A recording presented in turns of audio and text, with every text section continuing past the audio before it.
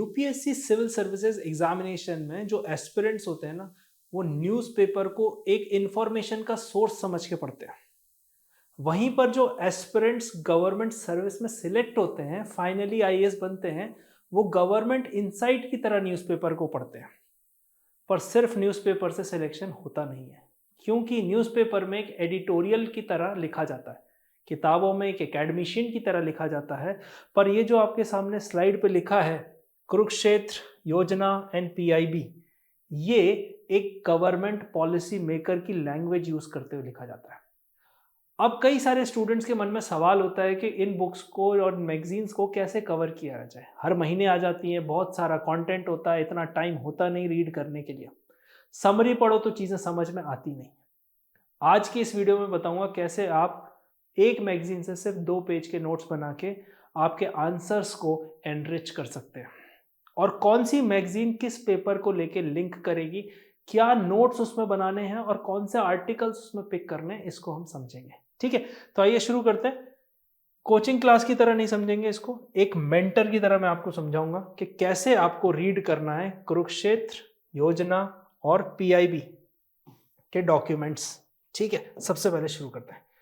Government sources, why government sources are gold for UPSC. मतलब ये सोने की तरह है। क्यों है सोने की तरह?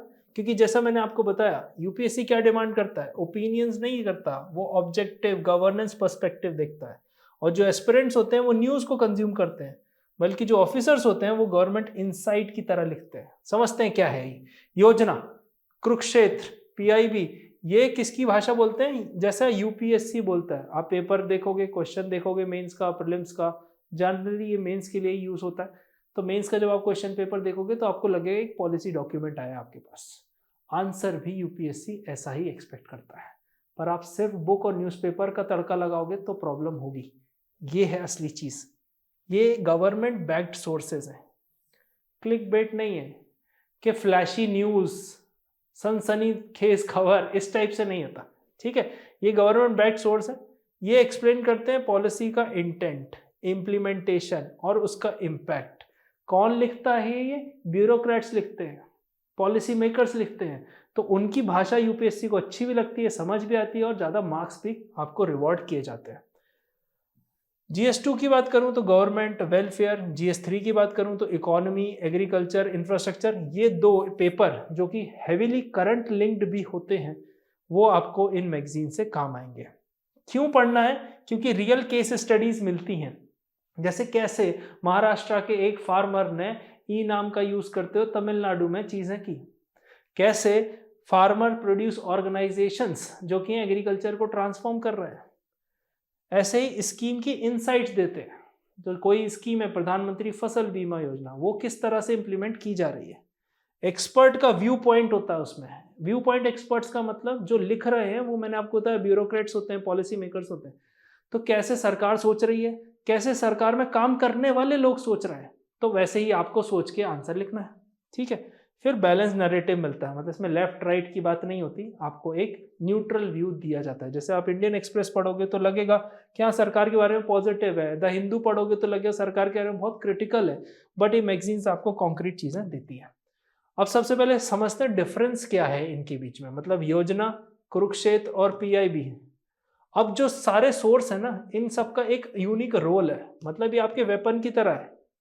जैसे कभी आपको बंदूक चाहिए, कभी तोप चाहिए और कभी चाकू चाहिए। तो जैसे इंडियन आर्मी लड़ती है, आपने मूवीज में भी देखा होगा।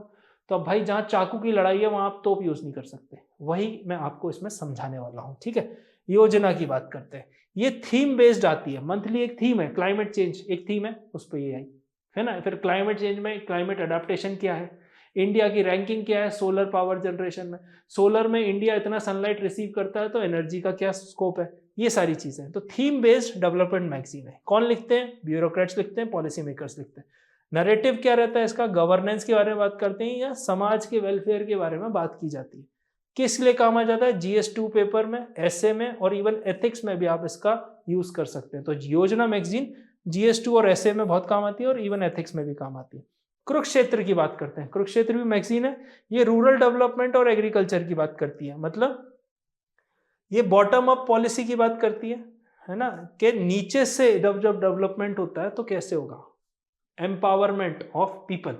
लाइक ई नाम सरकार चाहती है एपीएमसी की मोनोपोली तोड़ना चाहती है, ई नाम इंट्रोड्यूस करना चाहती है, बट फार्मर की लिटरेसी इज अ प्रॉब्लम। तो जब आप इस टाइप की लैंग्वेज लिखते हैं ना, लास्ट माइल कनेक्टिविटी, ऐसे वर्ड्स को यूज करते हैं, तब आपको मार्क्स मिलते हैं। ठीक है, case study from the state, तो स्टेट की केस स्टडी देते हैं जो कि आप अपने आंसर में लिखोगे तो बाकियों से आपका आंसर स्टैंड आउट करेगा।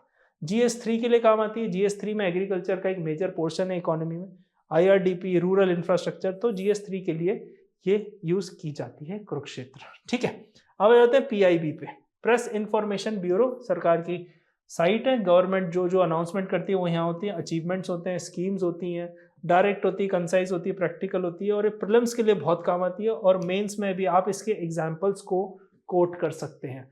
तो PIB का आगे एक और स्लाइड है पूरी, उसमें मैं आपको अच्छे से डिटेल में बताऊंगा, तो आपको चीज़ें समझ में आ जाएंगी। अब रॉन्ग अप्रोच क्या है, जैसे कि मैं क्लास में बच्चों को बताता हूँ कि मैगजीन्स को ना कवर टू कवर नहीं पढ़ना होता है। स्टूडेंट्स मुझसे पूछते हैं तो क्या है, हर लाइन पढ़ी, ये गलत है। ठीक है, 20 पेजेस के नोट्स बना लिए, वो भी गलत है, और मगअप करने लग गए उसमें जो भी फैक्चुअल इंफॉर्मेशन दी गई है। मैं सब बताऊंगा कि कैसे करना है, पर ये एक प्रॉब्लम रहता है। अप्रोच सही क्या है, इशू की बात कर ली, फिर पॉलिसी, फिर उसके चैलेंजेस, फिर उसके सॉल्यूशन, और उसके केस स्टडीज। जब इस प्रोसेस में आप देखोगे, और इसमें आपको 2 या 3 मेन आर्टिकल निकालने हैं, लीड आर्टिकल निकाला, उसको पढ़ लिया, चीजें समझ में आ जाएंगी, क्योंकि बाकी आर्टिकल्स फिर और निश में जाते हैं, एक एक एरिया में जाते हैं।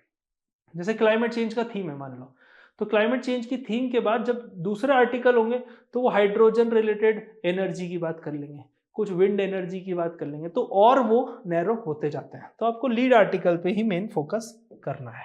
ठीक है, अब योजना की बात करते हैं, कैसे योजना पढ़ना है, फ्लैगशिप मेथड समझते हैं। ठीक है, टर्न योजना इनटू रेडीमेड GS2 एंड ऐसे आंसर और ऐसे कंटेंट। ठीक है, सबसे पहले क्या करना है, क्या कैप्चर करना है, थीम, डेफिनेशन, जो भी आपकी थीम है। क्लाइमेट चेंज हमने एग्जांपल लिया था, या यहाँ पर ले लेते हैं वुमेन एम्पावरमेंट का इशू दिया हुआ है। फिर गवर्नमेंट का ऑब्जेक्टिव, सरकार उससे क्या अचीव करना चाहती है। तो यहाँ पे अगर वुमेन एम्पावरमेंट है तो बेटी बचाओ बेटी पढ़ाओ, ये ऑब्जेक्टिव हो सकता है, या फिर सेक्स रेशो को इम्प्रूव करना, ये ऑब्जेक्टिव हो सकता है। करंट स्टेटस और डेटा, अभी क्या हालत है, कौन से स्टेट में ज़्यादा प्रॉब्लम है, कौन से में कम है, इस टाइप से। फिर उसके सामने के चैलेंजेस, क्या सोशल कस्टमिज्म इशू है, क्या फिर इंफ्रास्ट्रक्चर इशू है, क्या फिर लोगों की अप्रोच और लोगों का माइंडसेट टुवर्ड्स एजुकेशन है, या वुमेन एम्पावरमेंट है, वो है। स्कीम्स और इंटरवेंशन, क्या सरकार कर रही है उन चीज़ों को करेक्ट करने के लिए। फिर ग्लोबल बेस्ट प्रैक्टिस, क्या ऐसा कहीं और भी पाया गया जिन्होंने सही कर लिया, तो कंट्रीज के एग्जाम्पल्स होते हैं। और फिर वे फॉरवर्ड होता है कि आगे अब सरकार क्या करने का सोच रही है और क्या होगा इससे। ठीक है, एग्जाम्पल के तौर पे देखते हैं, वुमेन एम्पावरमेंट एक इशू है। अब वुमेन एम्पावरमेंट में NFHS का डेटा दे दिया, नेशनल फैमिली हेल्थ सर्वे, और LFPR labour force participation rate का डेटा दे दिया। फिर बेटी बचाओ बेटी पढ़ाओ के बारे में बता दिया, फिर सेल्फ हेल्प ग्रुप्स के बारे में बता दिया, फिर मैटरनिटी बेनिफिट एक्ट जिसमें मैटरनिटी लीव दी गई है ना, जेंडर बजटिंग की बात की गई, फिर यूनाइटेड नेशन के कौन से पार्ट में ही सस्टेनेबल डेवलपमेंट गोल्स में आता है। तो एक योजना का आपका पैराग्राफ एक मेंस का पैराग्राफ बन जाता है। ठीक है, इस हिसाब से जब आप आंसर लिखते हैं तो आपका आंसर अलग दिखता है बाकियों से। कुरुक्षेत्र की बात करते हैं GS3 की। ठीक है, गेम चेंजर है GS3 का, क्यों, क्योंकि इसमें रूरल एरियाज के एग्जाम्पल आते हैं, और जब आप डिस्ट्रिक्ट एडमिनिस्ट्रेशन में जाएंगे ना तो आपकी पोस्टिंग भी रूरल एरियाज में होती है, इसलिए कुरुक्षेत्र के जो एग्जाम्पल आप लिखेंगे ना अचानक से आपके आंसर को एनरिच कर देंगे। अगर आपको देखना है कि वो 1 पेज का 2 पेज का नोट्स कैसे बनता है ना, तो नीचे सपोर्ट नंबर दिया है, मैं आपको सैंपल भेज दूंगा कि आपको किस तरह से इनके नोट्स बनाने हैं। पूरी एक मैगजीन के 2 पेज में नोट्स कंप्लीट हो जाएंगे, किस तरह से बनाने हैं मैं आपको बताता हूँ। ठीक है, so rural example topper level mains content है। ठीक है, अब हर आर्टिकल से आपको क्या क्या कैप्चर करना है, क्या लेना है उस आर्टिकल से। तो अब जब आप पढ़ रहे होगे वो आर्टिकल, तो प्रॉब्लम ऑन ग्राउंड, क्योंकि आप पॉलिसी मेकर की तरह सोचते हो कि हाँ भाई एक स्कीम है प्रधानमंत्री फसल बीमा योजना, बहुत अच्छी है, इंश्योरेंस होगा, क्रॉप इंश्योरेंस होगा, कॉम्पनसेशन होगा, सब होगा। ग्राउंड पे क्या रियलिटी है, क्या सरकार प्रीमियम टाइम पे भर रही है जिससे फार्मर्स को पैसा बराबर से मिले, नहीं। फिर लोकल इंप्लीमेंटेशन, लोकल एरिया में कैसा एक्सेप्टेंस है, जैसे मनरेगा स्कीम है, अभी हाल ही में उसका नाम भी बदला है। अब मनरेगा स्कीम जो है, अब मनरेगा स्कीम किसी स्टेट में बहुत सक्सेसफुल है, आंध्र प्रदेश में आप चले जाओ, मैं विशाखापट्टनम गया था, ट्रेन से मैंने इतने बड़े बड़े एरियाज देखे जहाँ पे पानी को स्टोर किया जा रहा था मानसून के टाइम के बाद में काम आएगा, वो सब मनरेगा के अंडर किया गया। तो इतना सक्सेस रेट देखा कि पानी को बचा भी रहे। तो कुछ में इम्प्लीमेंटेशन अच्छा है, कुछ में नहीं, तो आपको ये सक्सेस स्टोरी मिल जाएगी फ्रॉम स्टेट। फिर नंबर्स और इम्पैक्ट डेटा जो भी है उस हिसाब से, और सस्टेनेबिलिटी का एंगल कि ये किस तरह से सस्टेनेबल डेवलपमेंट की बात कर रहा है। जैसे रूरल एंटरप्रेन्योरशिप की बात करते हैं, है ना, अभी बिहार में इलेक्शन हुए थे 2025 में, तो आपने देखा होगा कि सरकार ने सबको 10-10 हज़ार रुपये बांटे। अब वो 10 हज़ार किसी को तो बांट दिया, अब किसी को अगर उसने एंटरप्रेन्योरशिप में यूज़ किया तो उनको आगे मुद्रा लोन और उससे कनेक्टिविटी भी दी गई। तो रूरल एंटरप्रेन्योरशिप की बात करते हैं तो उड़ीसा का एसएचजी का डेयरी मॉडल है, राजस्थान का वाटर हार्वेस्टिंग का मॉडल है, कर्नाटका का फार्मर प्रोड्यूस ऑर्गेनाइजेशन और का डिजिटल मार्केटिंग है, और केरला का भी कोऑपरेटिव है, कुदुमश्री वाला कोऑपरेटिव का मॉडल है। तो जब आप इस टाइप के एग्जांपल्स लिखेंगे ना आपके आंसर में, तो एग्जामिनर सोचेगा इस बच्चे को सब पता है, इस बच्चे को पता है लिखना क्या है। कुरुक्षेत्र कहाँ कहाँ यूज होगी, जो मैगजीन है वो ऐसे में आपके काफी काम आएगी, आपको काफी फॉर्डर मिलेगा। फॉर्डर आप समझ रहे हैं, मतलब जब आप आंसर लिख रहे होंगे तो बीच बीच में एग्जाम्पल्स की स्टफिंग होती है, ठीक है। GS3 के एग्रीकल्चर में, GS2 के गवर्नेंस में और एथिक्स की केस स्टडी में, तो ये 4 एरिया में आपको हेल्प होगी। अब यहाँ से बात करते हैं कि why it works and UPSC loves, क्यों ये काम करती है और यूपीएससी को ही क्यों पसंद है। पहला है लोकल सोल्यूशन मिलते हैं, जैसा कि मैंने आपको बताया डिस्ट्रिक्ट एडमिनिस्ट्रेशन से आपका लेना देना है, तो लोकल सोल्यूशन नेशनल पॉलिसी से ऊपर है, इसमें स्टेक होल्डर गवर्नेंस रहती है, और बॉटम अप इनोवेशन है, मतलब टॉप डाउन मतलब ऊपर से सरकार ने कुछ बोला और फिर स्टेट तक फिर डिस्ट्रिक्ट तक इंप्लीमेंट हो रहा है। बॉटम अप मतलब नीचे से शुरू कर रहे हैं, पहले एक डिस्ट्रिक्ट को बनाएंगे। जैसे लोगों से बात चलती है डेवलपमेंट की, तो बोलते हैं सिंगापुर और इंडिया को कंपेयर मत करो। ठीक है, हम नहीं कंपेयर करते, साइज बहुत डिफरेंट है, बट क्या हम एक सिटी सिंगापुर जैसी अपने देश में बना सकते हैं, ये सवाल है। ये बॉटम अप अप्रोच से बन सकता है कि भाई एक टाउन है, एक एम है, इस टाइप से इंप्लीमेंट करके हम दिखाएंगे, ठीक है। आप समझते हैं PIB बहुत इंपॉर्टेंट है। PIB इसमें मैं आपको एक बहुत ऐसी चीज बताऊंगा जो आपको मिनिस्ट्री और उसके नाम से रिलेटेड चीजें सॉर्ट हो जाएंगी, ठीक है। आपका जो प्रीलिम्स का स्कोर है और केस स्टडी है, उसके लिए ये दोनों के लिए बहुत इंपॉर्टेंट है। मेरा एक स्टूडेंट था 2017 में IPS ऑफिसर बना था, उसने 135 स्कोर किया था 200 में से प्रीलिम्स में। क्यों किया था मैं आपको बताता हूँ, उसमें बहुत बड़ा रीजन PIB का था। PIB is real government action, मतलब जो सरकार एक्शन ले रही है वो है, ये न्यूज की हेडलाइन नहीं है, ठीक है।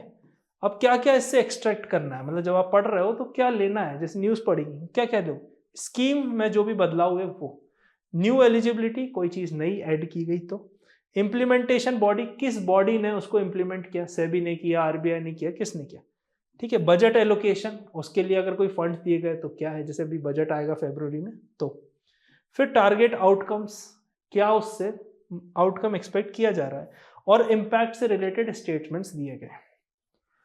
अब इसमें क्या करना है, PIB आपको कहाँ काम आता है मैं आपको बताता हूँ। PIB की स्टाइल में डिजिटल इंडिया को समझते हैं। 1.3 लाख ग्राम पंचायत कनेक्टेड, ये लिखा है, ठीक है। UPI transaction recorded growth, DPI architecture is global influence. अब जब आपने ये कंटेंट पढ़ा, इसमें क्या है, PIB में स्मॉल सेंटेंस होते हैं, बड़ी इंसाइट होती है और परफेक्ट होता है ये प्रीलिम्स और एथिक्स के लिए, क्योंकि वर्ड लिमिट है मेंस में, अब उतना लिख भी पाओगे नहीं। अब क्या नहीं करना है, पूरा पूरा कॉपी नहीं करना है ना, और मिनिस्ट्री और प्रेस कोड्स वो सब नहीं लिखने हैं, मतलब जितना कम करोगे उतना एग्जाम रेडी बुलेट पॉइंट बन जाएंगे।